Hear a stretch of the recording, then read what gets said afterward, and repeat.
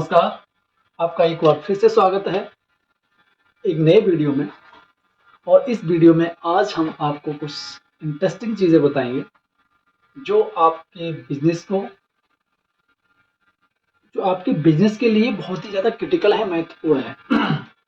दूसरी बात, अगर आप बिजनेसमैन नहीं हैं और आप अपने बच्चों को आगे चल के बिजनेस की ओर लेके जाना चाहते हैं, आप चाहते हैं कि बिजनेस मेरी तो जो भी है जैसे तैसे चल गुजरी, लेकिन मैं अपने बच्चों को एक बहुत अच्छा माहौल देना चाहता हूँ, बिजनेस में लेके जाना चाहता हूँ।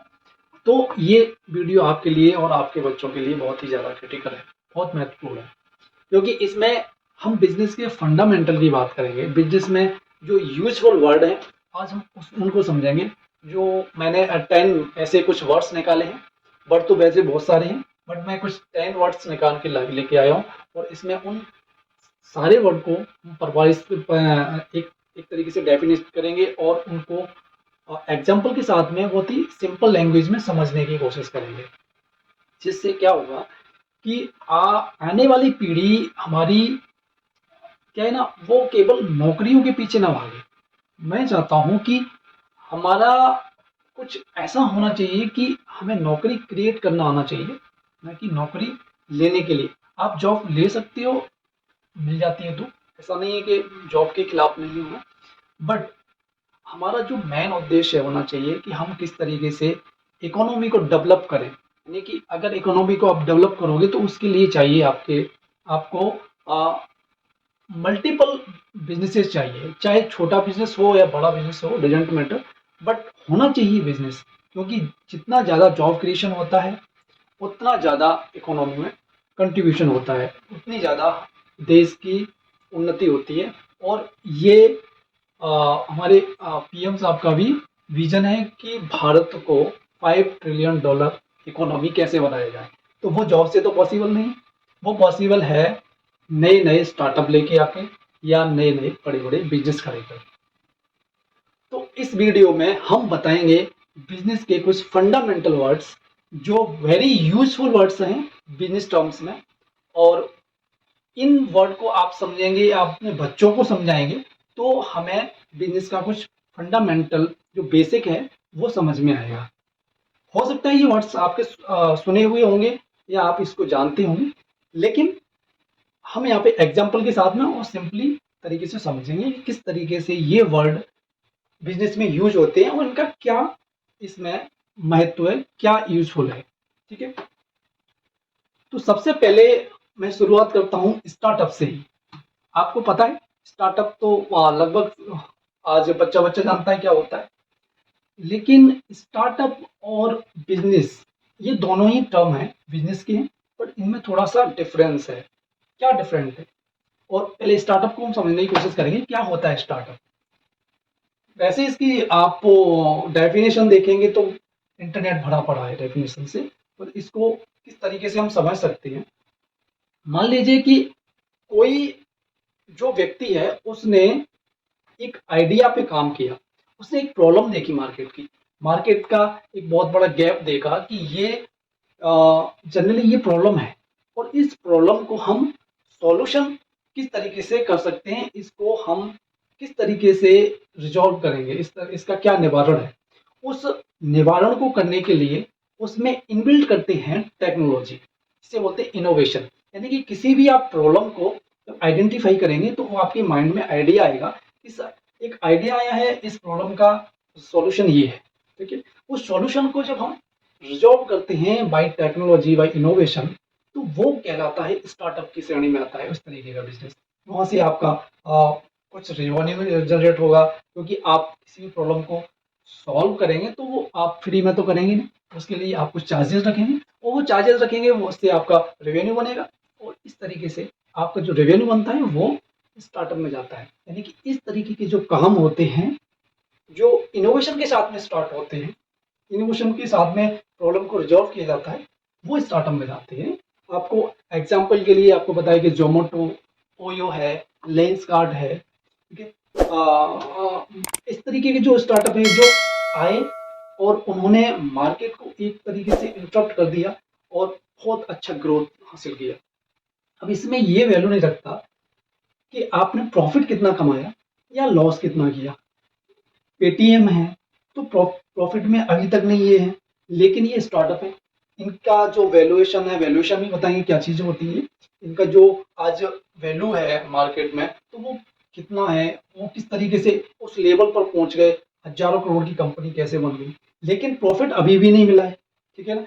तो जो प्रॉफिट नहीं मिला है लेकिन फिर भी बिजनेस है, तो ऐसा बिजनेस है जिसमें एम्प्लॉइज को मिल रहा है पूरा पैसा, ठीक है, उसके फाउंडर है उनको भी मिल रहा है, लेकिन कंपनी का प्रॉफिट नहीं हो रहा है। मतलब किसी का पैसा लिया हुआ है, उस पैसे को लगाया है, उस पैसे से ही वो काम कर रहे हैं, उस प्रॉब्लम को सॉल्व कर रहे हैं। अब इसमें अर्निंग हो रही है, ऐसा नहीं है कि उसमें पैसा नहीं आ रहा है, पैसा आ रहा है बट उतना नहीं आ रहा है जितना खर्च हो रहा है। तो इसलिए इसमें इसको बोलते हैं कि हमें अभी पैसा जो बर्न किया जा रहा है, यानी हमारा पैसा खर्च हो रहा है, उतना आ नहीं रहा है जितना आना चाहिए। ठीक है। तो ऐसी चीजें होती हैं, वो जाते हैं, इस तरीके के बिजनेस होते हैं, वो जाते हैं स्टार्टअप में। और गवर्नमेंट ने भी इसका स्टार्टअप का एक डेफिनेशन दिया हुआ है और उसमें कुछ क्राइटेरिया भी रखा है, एलिजिबिलिटी रखी हुई है कि आप अपने बिजनेस को स्टार्टअप में किस तरीके से रजिस्टर कर सकते हैं। उसके लिए क्या क्या एलिजिबिलिटी है, वो है कि आपका सबसे पहले एक प्राइवेट लिमिटेड कंपनी होना चाहिए। ठीक है। सेकंड, वो कंपनी आपकी 5 ईयर से ओल्ड नहीं होना चाहिए। ठीक है। तो ये सारे चीजें हैं कि आपका कंपनी है वो फंडेड है नहीं है वो। और स्टार्टअप में भी बहुत सारी चीजें हैं कि किस तरीके से किन स्टार्टअपों को पैसा मिलता है मार्केट से। ठीक है। ये सारी चीजें जो आती हैं अब स्टार्टअप में, ये जरूरी नहीं है कि स्टार्टअप बिजनेस के लिए हो रहा है या किसी सॉल्यूशन को ग्रोथ करके वो उसमें ग्रोथ आने के बाद में वो मतलब प्रॉफिट जनरेट करेगा ही करेगा। हो सकता है कि स्टार्टअप कभी प्रॉफिट का मुंह ही ना देखे, लेकिन यही चीज अगर बिजनेस में आती है तो डेफिनेशन चेंज हो जाती है। वहां पे बिजनेस बिजनेस हमेशा प्रॉफिट के लिए किया जाता है। ठीक है। तो ये स्टार्टअप का फंडामेंटल है, यानी कोई भी बर्निंग प्रॉब्लम देखी आपने, उस प्रॉब्लम में आइडिया आया, इसको सॉल्यूशन कैसे किया जाए। ठीक है। और उस सॉल्यूशन को भी आपने इस तरीके से किया, उसमें टेक्नोलॉजी इनबिल्ड कर दी और उस टेक्नोलॉजी के थ्रू आपने सॉल्यूशन करने के बाद में उस सामने वाले की प्रॉब्लम जो रिजॉल्व की है उससे कुछ पैसा लिया, इस तरीके से जो बिजनेस खड़ा किया है वो जाते हैं स्टार्टअप। ठीक है। तो ये था स्टार्टअप। सेकेंड वर्ड बिजनेस, जैसा मैंने बताया ये थोड़ा सा डिफरेंस है। तो बिजनेस क्या है? बिजनेस हर वो एक्टिविटी है, कौन सी? हर वो एक्टिविटी है बिजनेस जिसमें आप प्रॉफिट बना रहे हैं, आप मुनाफा कमा पा रहे हैं। चाहे आपने सब्जी मंडी में जाके 1 कुंटल आलू खरीद लिए और उन आलू को आपने ठेले में रख के गली मोहल्ले में निकल गए और वहां से आपने 10 रुपए किलो के हिसाब से आलू खरीदे और वो 15 रुपए के हिसाब से आपने सेल कर दिए, बेच दिए, तो यहाँ पे आपने 5 रुपए का जो प्रॉफिट गेन किया है ये आपका बिजनेस हो गया। लेकिन ये स्टार्टअप नहीं है, क्योंकि इसमें आपने कोई इनोवेशन नहीं लगाया, किसी भी आपने एक यूनिक प्रॉब्लम को नहीं पकड़ा है। ठीक है।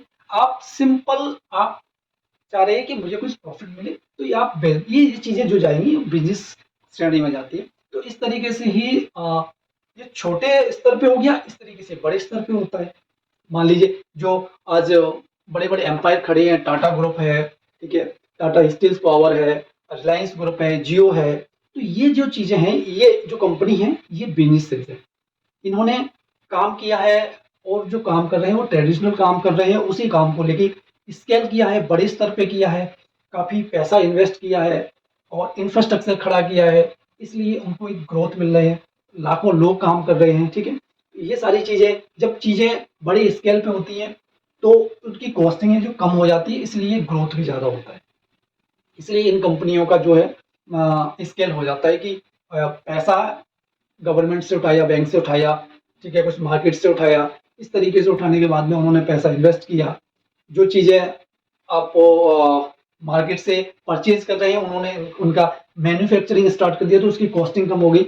इसको इस तरीके से वो अपने बिजनेस में ग्रोथ को मल्टीप्लाई कर लेते हैं, यानी कि वो ग्रोथ को 2 गुना, 4 गुना, 10 गुना, 100 गुना कर लेते हैं।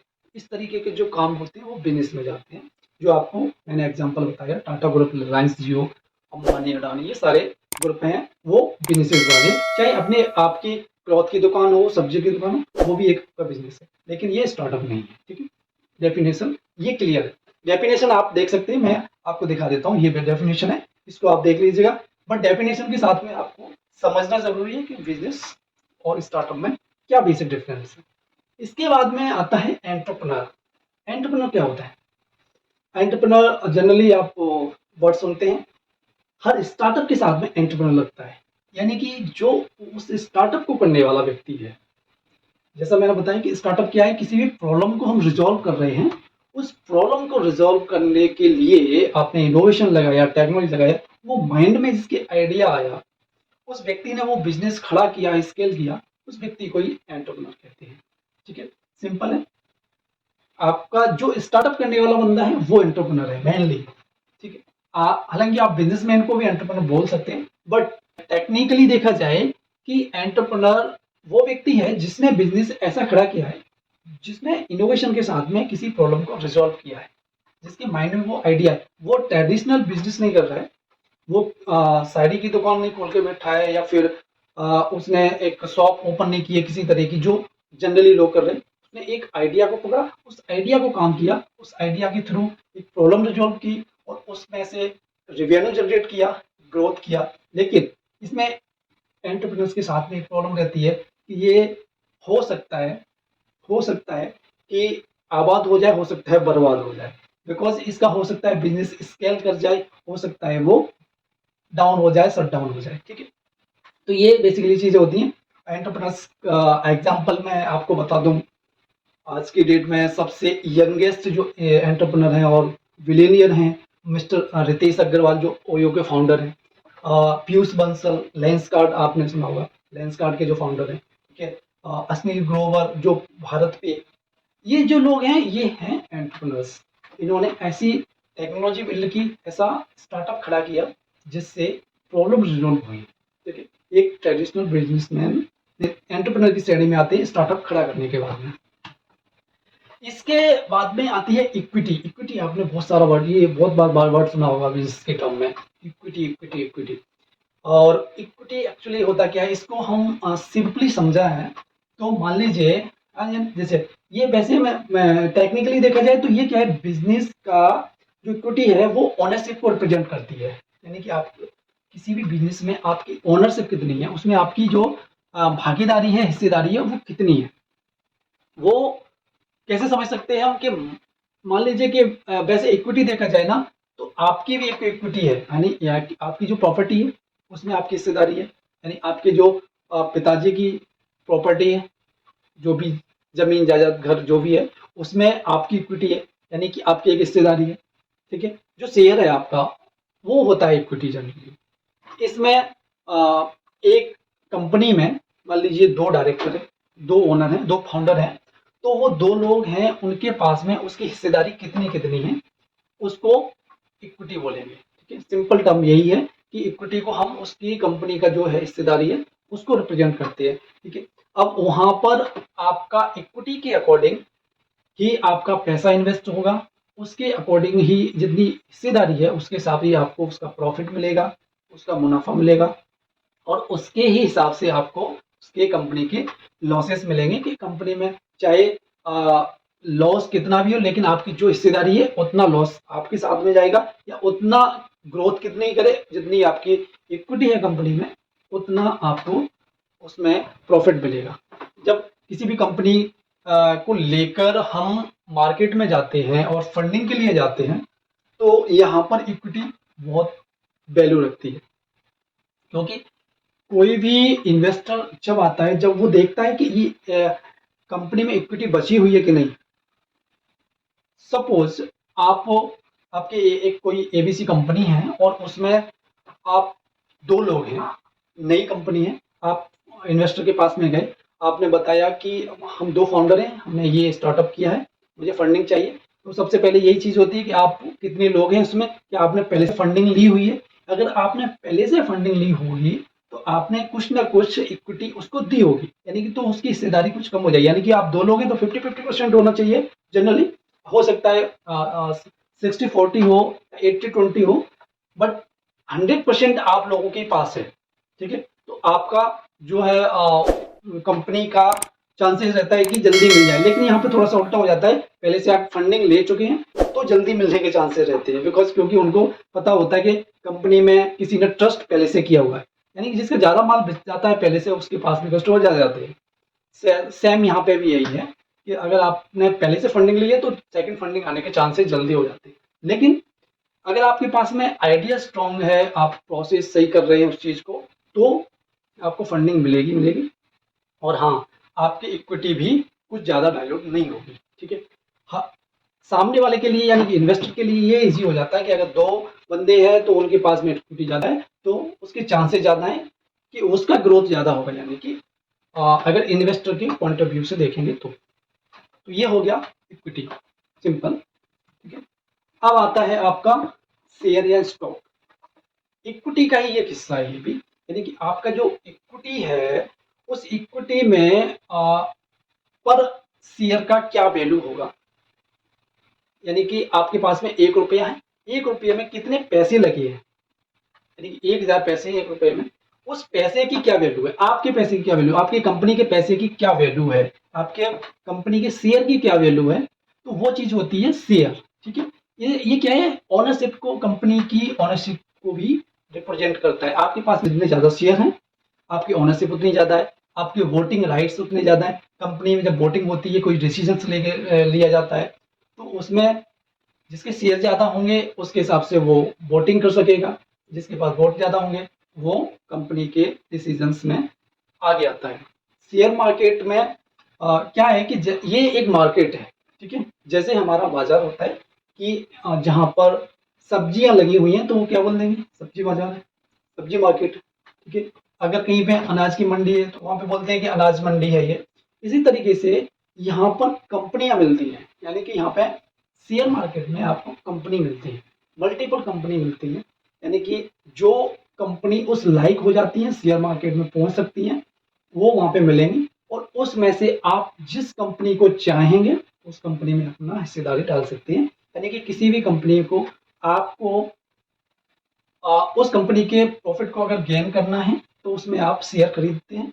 शेयर खरीदने के बाद में उस कंपनी में जो भी प्रॉफिट होता है उसका उतना हिस्सा आपको मिल जाता है। तो ये शेयर मार्केट का जो है प्रॉफिट मिल जाता है किसी भी व्यक्ति के लिए, ओपनली है, आप जाके उसमें शेयर खरीदिए और आप उसका हिस्सेदार बन जाइए, क्योंकि कंपनी आप खरीद नहीं सकते, उसकी इक्विटी खरीद नहीं सकते उस हिसाब से, लेकिन उसका शेयर खरीद सकते हैं, क्योंकि इक्विटी का ही एक पार्ट है शेयर, स्टॉक और शेयर ये इक्विटी का एक पार्ट है। इक्विटी में अगर जाएंगे तो बहुत मोटा पैसा लगेगा, बट क्या होता है कि जब इक्विटी उस टाइम पे बचती भी नहीं है जब शेयर मार्केट में कंपनी पहुंचती है, क्योंकि जब कंपनी जाती है तो वो पैसा ले लेके एक उस स्तर तक पहुंच जाती है जब पैसा कहीं नहीं मिलता है, उस टाइम पर कंपनी जाती है शेयर मार्केट में, जहाँ पे अपने आप को रजिस्टर कराती है और फिर पब्लिक से पैसा लेती है, अपने शेयर को बांट के, शेयर को बेच के वो पब्लिक से पैसा लेती है, उससे अपना धंधा सब जमाती है। जैसे ही उसका ग्रोथ होने लगता है तो वो शेयर का जितना वैल्यू होगा, जितना पैसा उसका कंपनी का बनना है, उतना ही पैसा की हिस्सेदारी के हिसाब से उस व्यक्ति को भी मिल जाएगा जिसने उसका शेयर परचेज किया हुआ है। नेक्स्ट वर्ड है ब्रांड इक्विटी।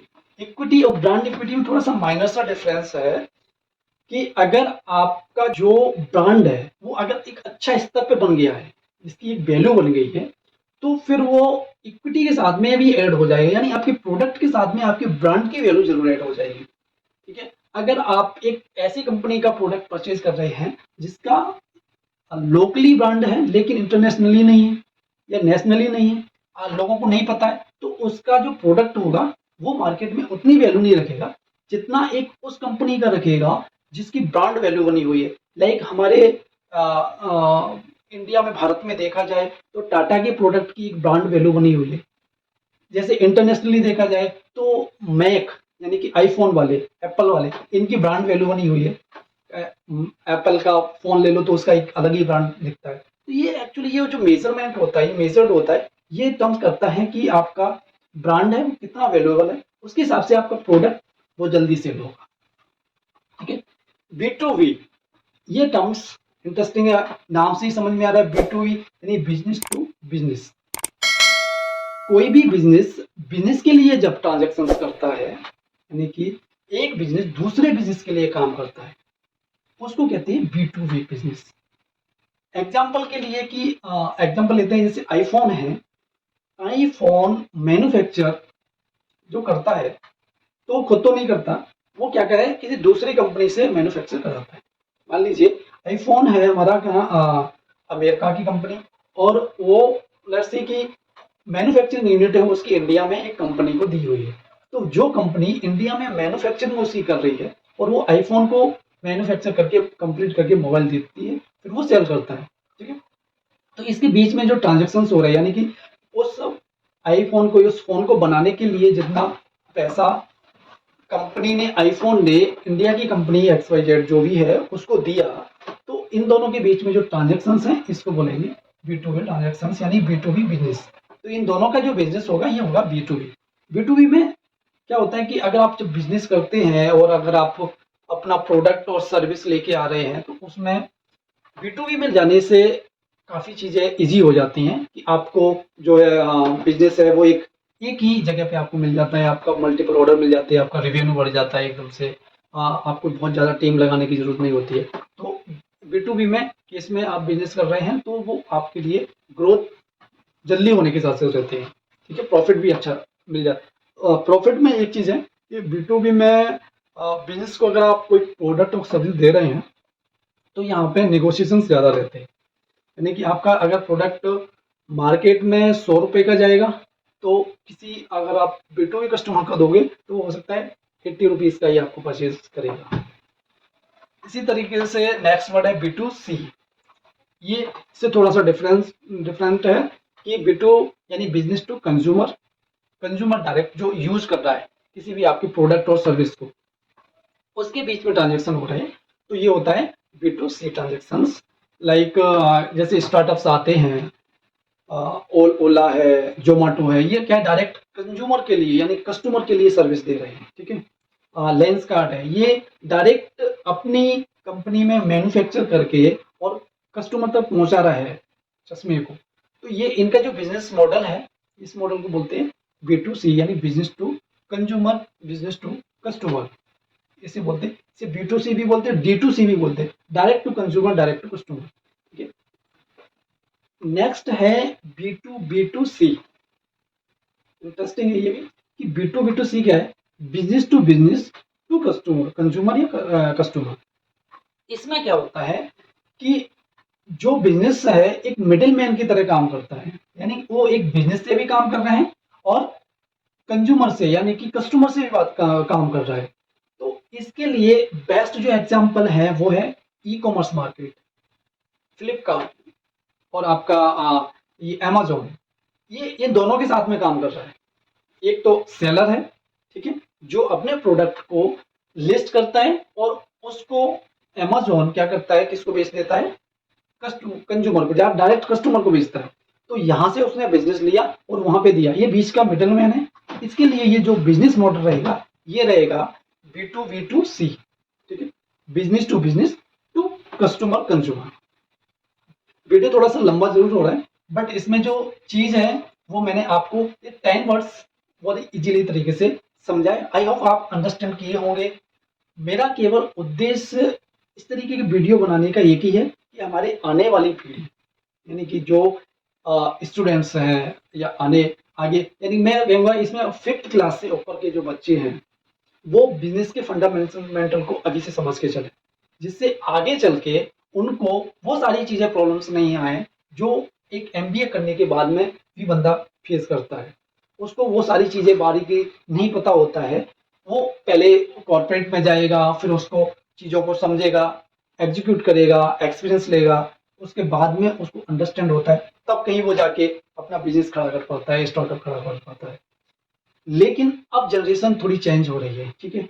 अब लोग क्या है ना, अवेयर हो रहे हैं बिजनेस को लेके और चाहते हैं कि स्टार्टिंग से ही आप उस चीज़ को समझें, जिसके साथ में प्रॉब्लम्स हो चुकी है उनसे आप लर्न कीजिए। लर्न करने के बाद में वो प्रॉब्लम्स आपके पास में नहीं आएंगी जो आपके पड़ोसी के पास में आएंगी, यानी कि जिसको आपने प्रॉब्लम्स आने वाले को देख लिया, इसके साथ में ये प्रॉब्लम हुई तो ये लॉस हुआ, इस प्रॉब्लम से हम किस तरीके से बच सकते हैं, और कोई बता रहा है आपको तो उसको मान लेते भी है, क्योंकि आपको पता है कि जो बता रहा है उसके साथ में भी हो सकता है ऐसा हुआ होगा। ठीक है, तो ये थे कुछ वर्ड्स, इसके अलावा भी बहुत सारे वर्ड हैं, नेक्स्ट वीडियो में हम उनकी भी चर्चा करेंगे। लेकिन अगर आप कहेंगे तो, क्योंकि वीडियो तो मैं बनाता हूँ और उसमें ना व्यू आ रहे हैं ना सब्सक्राइबर बढ़ रहे हैं, बट मेरा जो काम है मैं कर रहा हूँ। या कोई नहीं, आज नहीं तो कल ऐसा होगा ही, लोगों को वीडियो पसंद भी आएंगे और हमें अपना बेस्ट देना चाहिए, रिजल्ट जो भी हो। ठीक है, तो मैं तो यही कहूँगा, आप वीडियो देखिएगा, लोगों को दिखाइएगा, इसको शेयर कीजिएगा। अगर आपको इस तरीके के वीडियो पसंद लगते हैं तो चैनल को सब्सक्राइब कर सकते हैं। Thank you. जय हिंद, वंदे मातरम।